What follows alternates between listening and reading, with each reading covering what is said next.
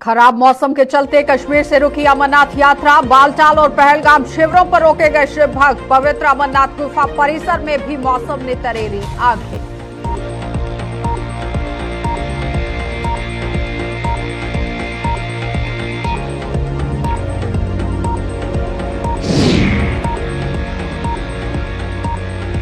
प्रदेश भाजपा से भाजपा संघ के नेताओं ने की बैठकें। लोकसभा स्थानीय चुनावों की तैयारियों की हुई समीक्षा। जम्मू कश्मीर में संगठन की तैयारियों का लिया रिव्यू।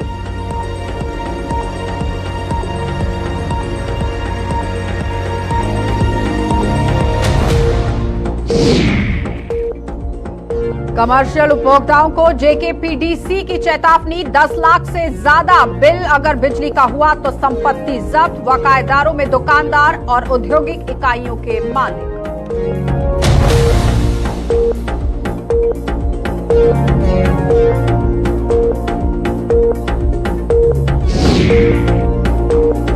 और जम्मू पठानकोट हाईवे पर मिले मोर्टार के 6 शेल। पुलिस महकमे के साथ साथ आम लोग भी सख्ते में। स्क्रैप डीलर्स पर शिकंजा कसने का मसौदा हुआ तैयार।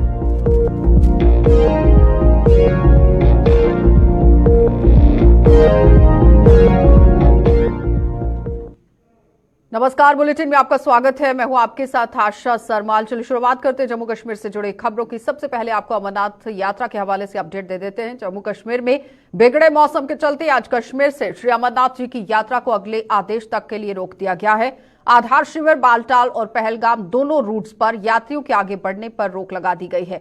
पवित्र भवन परिसर व इसके आसपास के इलाकों में भी मौसम खराब है और वहां तैनात की गई आईटीबीपी हर किस्म के हालात से निपटने के लिए कमर कस चुकी है। यात्रा शुरू होने से अब तक कुल 84,768 श्रद्धालु दरबार में हाजिरी लगा चुके हैं और इस पर आप देखिए किस तरह से हर किसी की नजर जो है वो यहां पर बनी हुई है। लेकिन फिलहाल इस वक्त की बड़ी अपडेट आपको अमरनाथ यात्रा के हवाले से दे रहे हैं, जहां पर अमरनाथ यात्रा को रोक दिया गया है। खराब मौसम के चलते कश्मीर के रूट पर यहां पर अमरनाथ यात्रा को रोका गया है। यहां अमरनाथ यात्रा जो है बालटाल और पहलगाम शिविरों पर रोक दी गई है।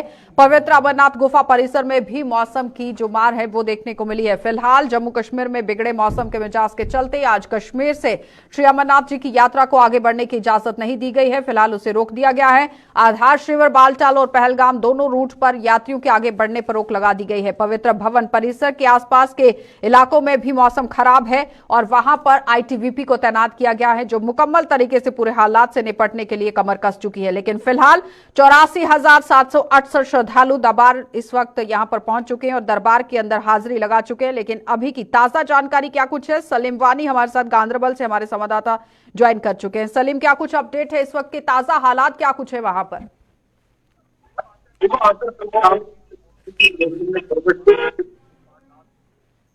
हमारे गांधरबल डिस्ट्रिक्ट में भी और बालटाल में भी बारिश हो रही है। इसलिए प्रशासन ने आज सुबह फैसला लिया है कि जो हर रोज हर दिन जत्था निकल रहा था बालटाल बेस कैंप से डुमेल से, उसको आज सस्पेंड किया गया है, क्योंकि कंटिन्यूअसली जो बारिश हो रही है बालटाल बेस कैंप में भी, डुमेल में भी, ट्रैक में भी। इसीलिए प्रशासन ने यह फैसला लिया है कि आज किसी भी यात्री को डुमेल बालटाल से इजाजत नहीं मिली ऊपर जाने की, ना ही किसी को उधर से आने की इजाजत मिली है। जो जत्था कल बालटाल बेस कैंप में पहुंचा था शाम को, उनको आज होल्ड ऑन वहां पे रखा गया है, अपने टेंटू में, अपने शाइन बोर्ड के हट में, चाहे लंगर वाले के पास। किसी भी यात्री को ऊपर जाने की इजाजत नहीं होगी जब तक मौसम ठीक नहीं होगा, जब तक मौसम साफ नहीं होगा। कोई कंप्रोमाइज प्रशासन नहीं करने वाली है, क्योंकि इस बार पूरी तरह से जो स्ट्रिक्टनेस है, जो मॉनिटरिंग कंट्रोल में नहीं करते हैं, चाहे आप बालटाल की बात करें, चाहे आप नुनवन की बात करें, हर किसी को ये मॉनिटरिंग होती है कि कोई भी लापरवाही नहीं बर्दाश्त होगी। और सारी सुविधाओं को लेकर अगर बात की जाए सलीम, किस तरह से वहां पर सुविधाएं श्रद्धालुओं को फराहम कराई गई हैं? क्योंकि मौसम विभाग की अगर बात करें तो मुकम्मल तरीके से आप देखिए बारिश का माहौल इस वक्त बना हुआ है और मौसम इसकी बाधा बन रहा है, लेकिन तैयारियों को लेकर किस तरह से है, सुविधा क्या कुछ है? बिल्कुल आशा, जो लास्ट ईयर की एक्सपीरियंस में अगर पिछले साल की कोई कमी थी तो इस बार उन चीजों को फिलअप किया गया है और इस बार पूरी तरह से जो प्रशासन ने इंतजाम किए हैं, चाहे आप सिविल एडमिनिस्ट्रेशन की बात करो, चाहे आप फौज की बात करो, चाहे आप किसी भी एजेंसी की बात करें, हर कोई ऑन टोज है। और जब भी बारिश स्टार्ट हुई हर कोई अपने अपने जगहों पे खड़े हुए, अलर्ट हो गए कि कोई भी रिस्क न ले, कोई भी लापरवाही ना हो और पूरी तरह से जो श्रद्धालु इस टाइम बालतल में है उनके लिए पूरे इंतजाम है। चाहे आप लंगर वाले की बात करें, चाहे आप टेंट वाले की बात करें, चाहे आप कश्मीरी लोगों की बात करें, जो सबसे मेन रोल इस यात्रा में निभाते हैं और पूरी तरह से वहां पे नजर है। पूरी तरह जो दादो लंकर है, जो नोडल अफसर है गांधीनगर के साइड से, बालतल के साइड से, वो भी वहां पे है, डिप्टी कमिश्नर है, सारे वहां पे अफसर अनटोज है, पूरी तरह से निगरानी है। और जो आज जत्था निकल गया है जम्मू से, उनको जो श्रीनगर से पांडचौक में, काजीगुंड में, शादीपुरा में, हारिस मनीगाम ट्रांजिट कैंप है, वहां पे उनको रखा जाएगा जब तक कल तक जो बालतल के श्रद्धालु है यात्रा करके वापस नहीं आएंगे, तब तक वहां से भीड़ भी बढ़ सकती है। इसीलिए इन 4 जो ट्रांजिट कैंप्स है इन पे वहां पे रोक दिया जाएगा और उसके बाद जब तक कल वापस नहीं आएंगे उनको आगे जाने की इजाजत मिलेगी। ठीक है सलीम, बहुत बहुत धन्यवाद जुड़ने के लिए। तो फिलहाल आपने देखा सलीम वानी हमारे साथ जुड़े हुए थे, हमारे संवाददाता जो गांदरबल से अपडेट दे रहे हैं और मुकम्मल तरीके से बता रहे हैं कि मौसम इसमें बाधा बना हुआ है। जब तक मौसम क्लियर नहीं होता है, साफ नहीं होता है, आगे बढ़ने की श्रद्धालुओं को इजाजत नहीं होगी। लेकिन फिलहाल आईटीबीपी के जितने भी जवान हैं उन्होंने कमर कसी हुई है, सुरक्षा अच्छे से फराहम वहां पर कराई जा रही है, सुविधाएं लगातार वहां पर देखने को मिल रही हैं। आगे बढ़ जाते हैं, लोकसभा चुनावों का मसौदा तैयार करने और स्थानीय चुनावों के लिए संगठन को मजबूत करने के मकसद से किस तरह से बैठकों का दौर शुरू हो गया है वो आपको दिखा देते हैं। क्योंकि पिछले 2 दिनों में भाजपा और राष्ट्रीय स्वयंसेवक संघ के बड़े नेता जम्मू कश्मीर के नेताओं के साथ 2 बैठकें कर चुके हैं और भाजपा के राष्ट्रीय महासचिव और अन्य बड़े नेताओं ने 5 राज्यों व केंद्र शासित प्रदेशों में लोकसभा चुनावों की तैयारियों का ऑनलाइन रिव्यू ले लिया है। और जम्मू कश्मीर में भी आप देखिए किस तरह से रिव्यू लेने की बात कही गई है, क्योंकि जो रिव्यू लिया गया है उसमें जम्मू कश्मीर भी शामिल था। और क्या कुछ मकसद रहा है इन बैठकों का, इस पर भी जानकारी लेंगे। लेकिन फिलहाल अटकलें ये लगाई जा रही हैं कि आने वाले चुनावों को मद्देनजर रखते हुए भारतीय जनता पार्टी की तरफ से लगातार बैठकों का सिलसिला बदस्तूर जारी कर दिया गया है। लेकिन अब आप देखिए, लोकसभा चुनावों का मसौदा तैयार करने और स्थानीय चुनावों के लिए संगठन को मजबूत करने के मकसद से ही पिछले 2 दिनों में भाजपा और राष्ट्रीय स्वयंसेवक संघ के बड़े नेता जम्मू कश्मीर के नेताओं के साथ 2 बैठकें कर चुके हैं और भाजपा के राष्ट्रीय महासचिव और अन्य बड़े नेताओं ने 5 राज्यों व केंद्र शासित प्रदेशों में लोकसभा चुनावों की तैयारियों को लेकर रिव्यू लिया है। लेकिन जिनका रिव्यू लिया गया है उसमें जम्मू कश्मीर भी शामिल है। हमारे सीनियर सहयोगी हमारे साथ विनोद कुमार जी जुड़ चुके हैं। विनोद जी, आपसे जानना चाहेंगे, जिस तरह से अटकलें ये भी लग रही थी कि पंचायती चुनावों को लेकर बात हो सकती है, लोकसभा के चुनावों को लेकर बात हो सकती है, तो मुकम्मल तरीके से आप देखिए अब रिव्यू लिया जा रहा है। क्या लगता है कि आने वाले समय में किस तरह से जम्मू कश्मीर में बदलाव हो सकता है? बिल्कुल आशा, आपने ठीक कहा कि 2024 जो है भारतीय जनता पार्टी का प्रमुख लक्ष्य है और 2024 से पहले ही 9 साल बेमिसाल, इस पर एक स्लोगन देकर के जनसंपर्क अभियान शुरू किया था। इस बैठक में उस पर चर्चा की जाएगी कि जो टारगेट्स आपको दिए गए थे, जो लक्ष्य आपको दिए गए थे, क्या उन लक्ष्यों की पूर्ति हो पाई है या ना। दूसरी ओर ये भी हो सकता है कि नेतृत्व में भी बदलाव हो सकता है, यानी प्रदेश अध्यक्ष को भी बदला जा सकता है। हालांकि पार्टी के अंदरूनी सूत्र कह रहे हैं कि इनको कंटिन्यू किया जाएगा, लेकिन अभी भी फ्रेम में जो अध्यक्ष पद के फ्रेम में है 4 प्रमुख लोग हैं, जिसमें डॉक्टर जितेंद्र सिंह हैं, जिसमें जुगल किशोर हैं, जिसमें सुनील शर्मा है, जिसमें डॉक्टर DK मनियाल, ये 4 लोग फ्रेम में हैं। हालांकि डॉक्टर जितेंद्र सिंह ने मना कर दिया, 3 लोगों के बीच में हो सकता है किसी को बनाया जा सकता है, लेकिन अलबत्ता जो सोर्सेज हैं वो बता रहे हैं कि इनको कंटिन्यू किया जा सकता है रविंद्र रैना को। लेकिन जिस तरह से लोकसभा चुनावों को लेकर अटकलें उठ रही हैं, अब सवाल यहाँ पर ये उठ रहे हैं कि विधानसभा चुनाव कब तक होंगे। क्या लगता है विनोद जी कि ये पूरा मसौदा जिस तरह से तैयार किया जा रहा है फ्लोर टेस्ट से माना जा सकता है विधानसभा चुनावों को लेकर? देखिए, अभी विधानसभा चुनावों की बात करें तो पार्टी के जो आला नेता हैं इस पर चुप्पी साधे हुए हैं। अगर हम बार बार बात करते हैं, किसी भी प्रवक्ता से बात करते हैं या संगठन महामंत्री से भी बात करते हैं, तो विधानसभा के चुनावों को लेकर के वो चुप्पी साध देते हैं। और अगर हम सरकारी अमले की बात करें, सरकारी अमला भी कहते हैं कि अर्बन लोकल बॉडीज़ के लिए तैयार रहिए, वो कहते हैं कि पंचायत के इलेक्शन के लिए आप तैयार रहिए। उसके बाद वो ये भी कहते हैं कि आपने पार्लियामेंट के चुनाव के लिए तैयार रहना है। लेकिन खामोशी और यहाँ सुई अटकती है और सिर्फ इस बात को लेकर अटकती है कि विधानसभा के चुनाव कब होंगे। लेकिन ये बिल्कुल तय माना जा रहा है, अंदरूनी सूत्र बताते हैं कि जब भी इलेक्शन होंगे फिर पार्लियामेंट के बाहर ही। पहले पार्लियामेंट में वो अपना आंकलन करेंगे कि किस किस कॉन्स्टिट्यूंसी में भारतीय जनता पार्टी को लीड मिली है, और उसके बाद ही मुझे लगता है कि इस पर फैसला लिया जाएगा। हालांकि जो पार्टी के सीनियर नेता हैं वो ये कहते हैं कि जो असेंबली इलेक्शन का फैसला इलेक्शन कमीशन ऑफ इंडिया का प्रोरोगेटिव है, लेकिन कहीं ना कहीं थोड़ा सा इंटरेस्ट इनका विवाद किया जाता है। लेकिन विनोद जी, जिस तरह से खबरें भी उठ रही हैं कि लेफ्टिनेंट गवर्नर जो हैं वो भी बदल सकते हैं और उसके बाद चुनावों को लेकर सरगर्मियां देखने को मिल सकती है, तो कई तरह की बातें जो हैं इस वक्त आप देखिए गर्म हैं, तो कहीं ना कहीं तार जो हैं वो जुड़ते नजर आ रहे हैं चुनावों को मद्देनजर रखते हुए। क्योंकि जिस तरह से आपने खुद भी कह दिया कि फ्लॉर टेस्ट ही इसे कहा जा सकता है बीजेपी का, कि चेक किया जाएगा कौन से डिस्ट्रिक्ट में, कौन से इलाके में, कहां पर किस नुमाइंदे ने कितनी लीड ली है, और वहीं से फिर ये पूरा मसौदा तैयार किया जाएगा। डेफिनेटली आपने ठीक कहा कि कुछ र्यूमर्स कहा जाए या कुछ एंड से राजनीतिक गलियारों से ये खबर आ रही है कि हो सकता है उपराज्यपाल मनोज कुमार सिन्हा को कोई और अहम रिस्पॉन्सिबिलिटी सौंपी जा सकती है और डॉक्टर अमरिंदर सिंह को यहाँ पर बतौर एलजी लाया जा सकता है। इस तरह की कुछ राजनीतिक गलियारों से इस तरह की खबरें आ रही हैं।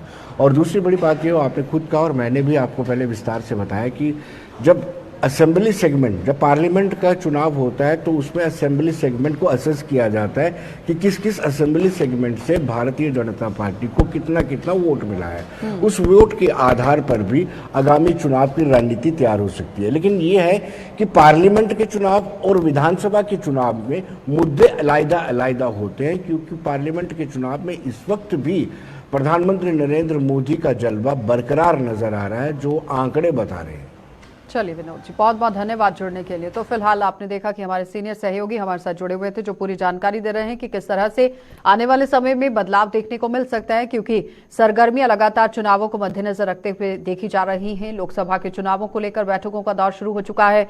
वहां पर आप देखिए एलजी मनोज सिन्हा को कोई और बड़ा पदभार यहां पर मिल सकता है, लेकिन कई तरह की खबरें जो है वो बाजार में गर्म हो रही हैं। अब देखना यह होगा कि आने वाले समय में किस तरह से हालात जो हैं वो बनते नजर आएंगे केंद्र शासित प्रदेश के अंदर। आगे बढ़ जाते हैं। अब जम्मू पावर डेवलपमेंट कॉर्पोरेशन के उन कमर्शियल उपभोक्ताओं की संपत्ति जब्त करने का ऐलान कर दिया गया है। वो आपको खबर दिखा देते हैं, जिनका 10 लाख रुपए से ज्यादा बिल जो है वो बकाया होगा। उनके आदेश समूचे जम्मू संभाग के उपभोक्ताओं के लिए जारी कर दिए गए हैं और इस बाबत यहाँ दुकानों और कई ऐसे लोगों पर शिकंजा कसने की बात कही गई है। नोटिस यहां पर लगाए जा रहे हैं और साथ ही साथ आपको बताते चले कि जम्मू पावर डेवलपमेंट कॉर्पोरेशन की तरफ से एक बड़ा कदम उठाने की कोशिश जो है वो हो सकती है, क्योंकि कमर्शियल उपभोक्ताओं की संपत्ति जब्त करने का ऐलान किया है और जिनका 10 लाख से ज्यादा बकाया बिल है। यह आदेश समूचे जम्मू संभाग के उपभोक्ताओं के लिए जारी कर दिया गया है कि जिनका 10 लाख से ज्यादा बिल होगा, उनके बकायेदारों में दुकानदार और औद्योगिक इकाइयों के मालिक हैं, उनकी संपत्तियां जब्त की जा सकती हैं। इनमें किन किन का नाम रहेगा, किस तरह से ये पूरी खबर बाजार में इस वक्त आप देखने को मिल रही है। शिल्पा ने हमारे साथ ज्वाइन किया है। शिल्पा, जिस तरह से एक बड़ा स्टेप ही इसे कहा जाएगा, क्योंकि आप देखिए पावर डेवलपमेंट की तरफ से किस तरह से एक स्टेप उठाने की बात कही गई है कि 10 लाख से अगर ज्यादा का बिल किसी का बकाया है तो उनकी संपत्तियों को जब्त कर दिया जाएगा। जी, आपको बता दें कि बिजली निगम ने अब उन उपभोक्ताओं पर शिकंजा जो है वो कसना शुरू कर दिया है, जिन उपभोक्ताओं का जो है कई वर्षों के यानी कि बिजली बिल जो है उनका पेंडिंग पड़ा हुआ है। आपको बता दें कि जम्मू कश्मीर में बिजली के लगभग 2 लाख से अधिक व्यावसायिक कनेक्शन है, जिसमें से बकायेदारों बिजली उपभोक्ताओं की सूची जो है वो तैयार की गई है और साथ ही साथ ये बता रही है कि बड़े दुकानदारों से लेकर जो है इंडस्ट्रियल इकाइयों भी शामिल है, यानी करोड़ों के हिसाब से बिजली का बिल जो है वो पेंडिंग है। और अब साफ तौर पर बिजली निगम का ये कहना है अब कोई भी यहाँ पर नरमी जो है वो बरती नहीं जाएगी। कमर्शियल की बात करें, कमर्शियल तो साफ तौर पर ये कहा गया है कि अगर 10 लाख से ज्यादा जिनका भी बिजली बिल है पेंडिंग पड़ा हुआ है, उन्हें जो है 15 दिन के भीतर उन्हें अपना बिल जो है वो देना है। अगर वैसा नहीं करते हैं तो उनका यानी कि जो उनकी प्रॉपर्टी है, संपत्ति है, उन्हें जब्त जो है यानी कि उसकी प्रक्रिया शुरू की जाएगी। काफी आरोप भी लग रहे थे कि बिजली चोरी हो रही है, स्मार्ट मीटर कई जगहों पर लगने नहीं दे रहे हैं लोग, क्योंकि जब तक वो फराहम नहीं कराते हैं बिजली मुकम्मल तरीके से तब तक वो बिल भी अदा नहीं करेंगे। लेकिन एक बड़ा अनोखा ही यहाँ पर आप देखिए स्टेप जो है वो उठाने की कोशिश कर दी गई है और रसूखदार लोगों और दुकानदारों पर यह शिकंजा यहाँ पर कसा जाएगा। औद्योगिक इकाई जो है इसमें रसूखदार लोगों को तो नहीं कहेंगे, लेकिन बकायेदारों में दुकानदार और औद्योगिक इकाइयों के जो मालिक हैं वो बताए जा रहे हैं। तो क्या लगता है कि ऐलान तो कर दिया गया है, कब से ये पूरी स्ट्रैटेजी जो है वो शुरू कर दी जाएगी ग्राउंड पर? देखिए, अभी तक ये समय नहीं बताया, लेकिन जो समय दिया गया है उपभोक्ताओं को कि 15 दिन का समय, यानी कि 15 दिन के भीतर अगर जो है आप भुगतान नहीं करते हैं तो आप यानी कि प्रॉपर्टी को जब्त किया जाएगा। हालांकि जम्मू के अलग स्थानों पर दुकानों पर जो है वो नोटिस लगाना भी जारी कर दिया गया। आपको बता दें कि एमनेस्टी योजना लागू हुई थी, लेकिन उसके बाद भी यानी कि जिस तरीके से कहा गया था कि आपको 50% जो है अपने बिल का भुगतान करना है, लेकिन उसके लागू होने के बावजूद भी ऐसे कई सारे उपभोक्ताएं जो है वो पाए गए हैं जिन्होंने लगभग, सूत्र ये बता रही 900 करोड़ के करीब जो है वो आपको बता दें कि उन्होंने भुगतान जो है वो नहीं किया है। और चलिए शिल्पा, बहुत बहुत धन्यवाद शिल्पा जुड़ने के लिए। तो फिलहाल आप देखिए कि करोड़ों रुपए का भुगतान अभी तक नहीं हो पाया है, और पहले बताया गया था कि 50% अपने बिल का भुगतान कर दीजिए, लेकिन अभी तक फिलहाल इस पर कोई काम होता नजर नहीं आया है। जिसके बाद पावर डेवलपमेंट कॉर्पोरेशन की तरफ से एक बड़ा शिकंजा कसने की कोशिश की गई है, जिसमें बताया गया है कि 10 लाख से ज्यादा का बिल अगर किसी का बकाया है तो उसकी संपत्ति को जब्त कर दिया जाएगा, जिसमें दुकानदारों और उद्योगियों के यहां पर नाम सामने आएंगे। और उसके बाद आप देखिए शिल्पा किस तरह से पूरी जानकारी सामने रखती नजर आई कि नोटिस को चिपकाना शुरू कर दिया गया है और 15 दिन का समय दिया गया है। अब देखना ही होगा कि यहां पर अगर इस तरह से कार्रवाई होती है तो बिजली क्या वाकई में आम जनता को अब पूरे समय में दी जाएगी या नहीं, क्योंकि 8-8, 10-10 घंटे के जो कट्स लग रहे हैं, लोगों को काफी परेशानियां उससे झेलनी पड़ रही थी। क्या निजात मिलती है आने वाले समय में या नहीं, ये आने वाला समय जरूर बताएगा। आगे बढ़ जाते हैं। अब आपको जम्मू पठानकोट हाईवे पर आज सुबह हुए मोर्टार शेल के 6 खोल मिलने से सनसनी फैल गई है। अमरनाथ यात्रा के दौरान हुए इस खुलासे से पुलिस महकमे के साथ साथ आम लोग भी सकते में आ गए हैं। ये सभी खोल हाईवे पर विजयपुर इलाके में सब्जी मंडी के नजदीक हाईवे के किनारे झाड़ियों में पड़े हुए थे, जिसकी सूचना लोगों ने पुलिस को दी है। वहीं पुलिस के अधिकारी जो है वो बम निरोधक दस्ते के साथ मौके पर पहुंचे हैं और पुलिस अधिकारियों ने अपना काम शुरू कर दिया है। मोर्टार शेल और ये सभी खोल कब्जे में ले लिए गए हैं और बताया जा रहा है कि खेल स्क्रैप की ये ट्रांसपोर्टेशन के दौरान यहां गिर गए थे, और इस घटना का संज्ञान लेते हुए पुलिस ने भी अब स्क्रैप डीलर्स के खिलाफ शिकंजा कसना शुरू कर दिया है। लेकिन फिलहाल आप देखिए अमरनाथ यात्रा चल रही है और इसी के दौरान इस तरह से शेल मिलना कहीं ना कहीं पूरे इलाके के अंदर सनसनी जो जरूर यहां फैल गई है। अब इस पर किस तरह से पुलिस कार्रवाई कर रही है, ऋषि खजूरिया ने हमारे साथ ज्वाइन किया है। ऋषि, क्या कुछ अपडेट है, किस तरह से कार्रवाई कर रही है पुलिस?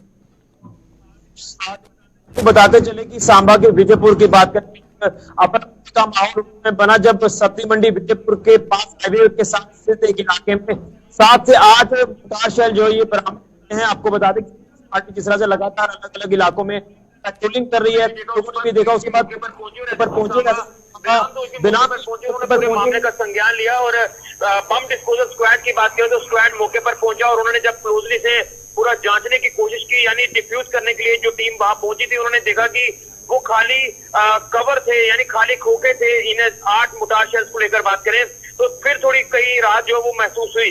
लेकिन आपको बता दें कि हमें जानकारी मिल पा रही है कि कोई स्क्रैप डीलर हो सकता है जिसने ये जो मोटार शेल के खाली कवर जो है यहाँ पर फेंक दिए थे या झाड़ियों में छुपा दिए थे। और अब पुलिस ने जो है वो पूरा मामले का संज्ञान लेते हुए जो है इसमें कार्रवाई की है, इन तमाम शेल्फ के कवर को अपनी कस्टडी में लिया है। लेकिन हमारी एसएसपी सांबा बेनाम तोजी से भी बात हुई, उनका साफ तौर पर कहना है कि किसी तरह की कोई घबराने वाली या पैनिक वाली बात नहीं है। हालांकि शुरुआती अपडेट अगर आपको बताएं तो पैनिक जरूर क्रिएट हुआ था, क्योंकि सबसे 8 मोटार शेल मिलना ये कोई छोटी बात नहीं है। और इससे अंदाजा ये लगाया जा रहा था कि कहीं श्री अमरनाथ जी की यात्रा टारगेट ना हो।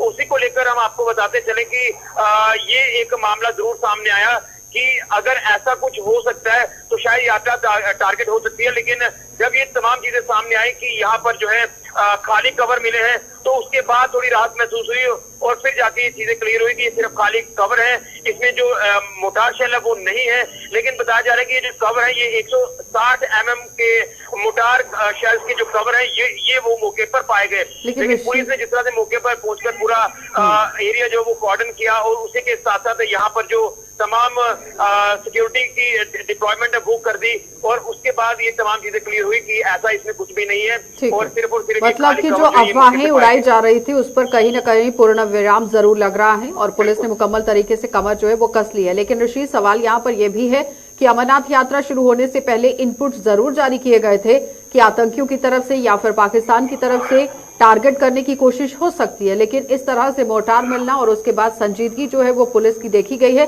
फिर भी कार्यवाही पुलिस को करने की जरूरत है, वहां पर संज्ञान अभियान चलाने की जरूरत है, तैनाती को बढ़ाने की जरूरत है, क्योंकि अगर हम लखनपुर की बात करें, कठुआ की बात करें, प्रवेश द्वार है जहां से सारी यात्रा जम्मू कश्मीर के अंदर दाखिल होगी, तो जाहिर तौर पर सिक्योरिटी को बढ़ाने की जरूरत है। इसे लाइटली नहीं लिया जा सकता है ऋषि।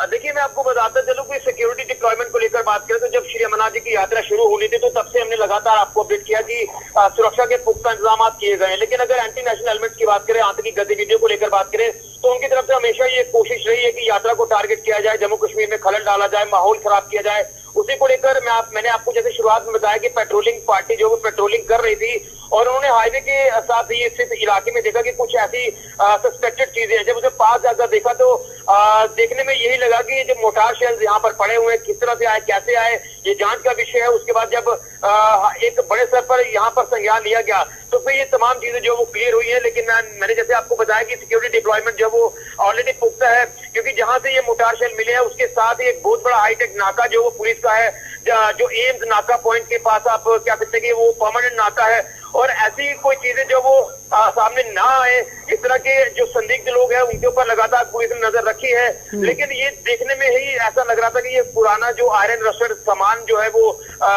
मोटार शेल्स को लेकर दिख रहा है। लेकिन तमाम चीजें उस समय क्लियर हुई जब बीडीएस की टीम मौके पर पहुंची। उन्होंने देखा कि इसे डिफ्यूज किया जाए जल्द से जल्द, लेकिन डिफ्यूज करने से पहले ये देखा गया कि वो सिर्फ एक आउटर शेल था, खाली शेल था।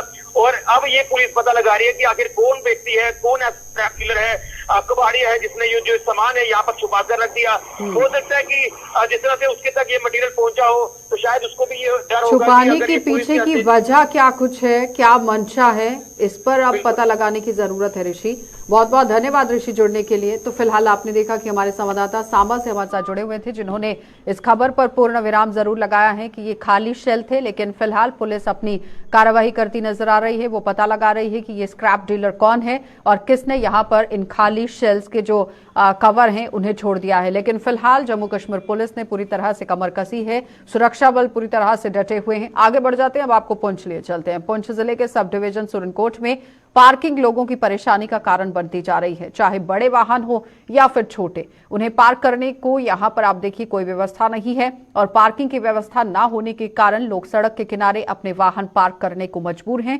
जिसके चलते आए दिन यहां जैम की स्थिति बनी रहती है। कई बार मरीजों को लेकर जा रही एम्बुलेंस भी जैम में फंस जाती है और वहीं स्थानीय लोगों ने इस प्रशासन की समस्या के समाधान के प्रति आंखें मूंदने का भी आरोप लगा दिया है कि प्रशासन पूरी तरह से मूक दर्शक बनकर तमाशा देख रहा है। इस पर कोई संजीदगी नहीं बरती जा रही है, जिस पर गौर फरमाने की जरूरत है। तो साफ तस्वीरों में आप देख सकते हैं सुरनकोट का इलाका है जहां पर पार्किंग की व्यवस्था नहीं है और रोड पर ही गाड़ियां जो हैं वो इस तरह से पार्क की गई हैं। आवाजाही के लिए मरीजों को काफी परेशानियां झेलनी पड़ती हैं, कई घंटों तक एम्बुलेंस इस जैम में फंसी रहती है। लेकिन फिलहाल आज तो आप देख सकते हैं कि साइड पर गाड़ियों को खड़ा किया गया है, लेकिन पार्किंग की व्यवस्था किस तरह से प्रशासन की तरफ से की जानी चाहिए थी। आकाश मलिक ने हमारे साथ ज्वाइन किया है। आकाश, क्या लगता है कि प्रशासन आखिर क्यों मूक दर्शक बनकर तमाशा देख रहा है? हाँ जी, ऐसा मैं आपको बताता चलूँ, ये जो सुरनकोट का एरिया, यहाँ पे पार्किंग ना होने की वजह से लोगों को जो है गाड़ी सड़कों पर लगानी पड़ी है, जिसकी वजह से बड़ा ट्रैफिक जाम भी रहता है।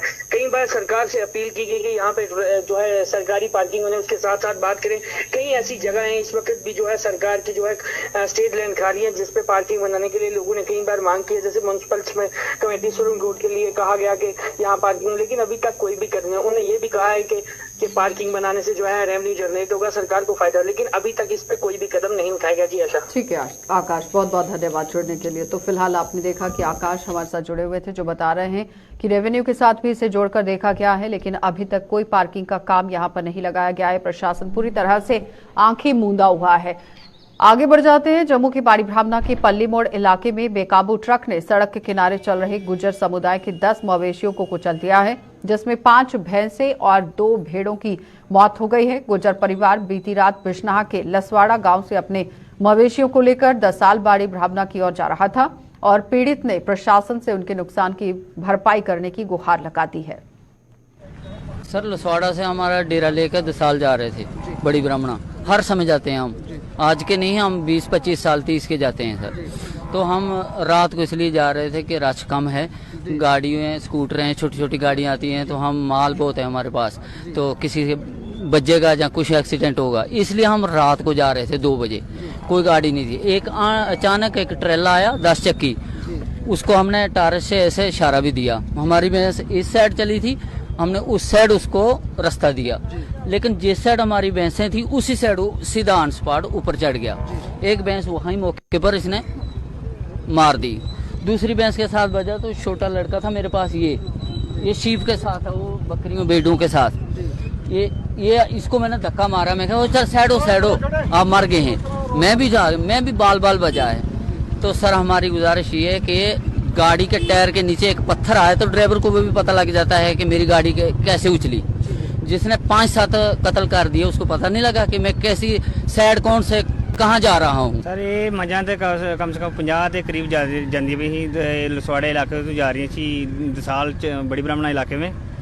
तो रात को सर तेज़ रफ्तार एक बड़ी ब्राह्मणा साइड से ट्रक आया और बिश्ना को जा रहा था। तो सर उसने पहले एक भैंस को कुचला, तो तेज़ रफ्तार से जब एक भैंस के ऊपर गाड़ी चढ़ी तो उसने दूसरियों के ऊपर और तेज़ चढ़ा दी। चलिए बुलेटिन में फिलहाल इतना ही। देश और दुनिया की खबरों के लिए आप बने रहिए गुलिस्तान न्यूज के साथ।